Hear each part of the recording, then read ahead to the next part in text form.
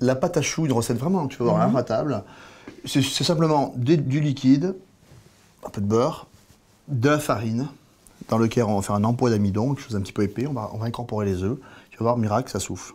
On va l'utiliser dans toutes les recettes. On va l'utiliser dans les chouquettes, dans les choux, dans les religieuses, dans les carolines, dans les entremets, le fameux Saint-Honoré. C'est vraiment un grand classique des pâtes de la pâtisserie. Et ça, tu vas voir une autre recette et c'est impeccable.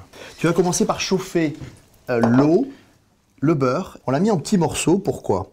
Parce qu'en fait, on veut que quand je suis à ébullition, mon beurre soit fondu. Si je mets un gros morceau, ça risque de s'évaporer et ça risque de fausser notre recette. Il faut que ce soit homogène en fait. Voilà, premier secret de la pâte à choux, mettre du sel, mettre du sel, mettre du sel, parce que le sel va apporter du goût à la recette et surtout aussi de la couleur au chou.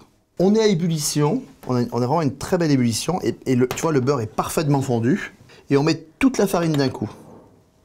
Voilà. Et on remue aussitôt? Et là, on remue. Pas au fouet? Ah, pas du tout. Et là, en fait, ce qui va se passer, c'est la danse de l'amidon. C'est-à-dire que l'amidon, il va, avec la chaleur, il va se fissurer, il va absorber 6 fois son poids. Ici, ce qu'on appelle la panade, on va la débarrasser dans un saladier.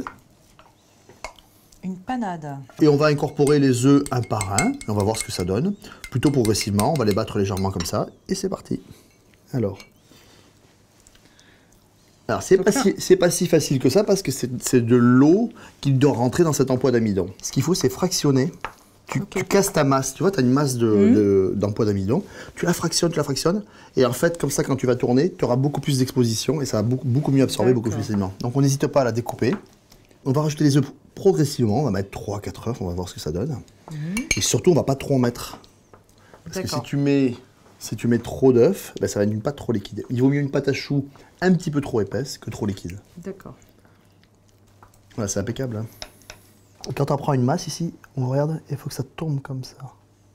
Et là, c'est impeccable, on a un chou qui va se tenir. Il ne nous reste plus qu'à le mettre dans une poche à douille, plutôt unie ou cadenée, coucher les choux, faire une jolie dorure avec œuf, avec un tout petit peu de sel, et puis surtout une cuisson lente, 170 degrés, très longtemps, parce que en général, on ne cuit pas assez les choux, il faut qu'ils soient vraiment bien croquants, puisque n'oublions pas que nous allons les garnir de crème et que ça va les ramollir après. Donc je préfère avoir des choux cuits plus bas, plus longtemps, et on aura des choux vraiment de meilleure qualité.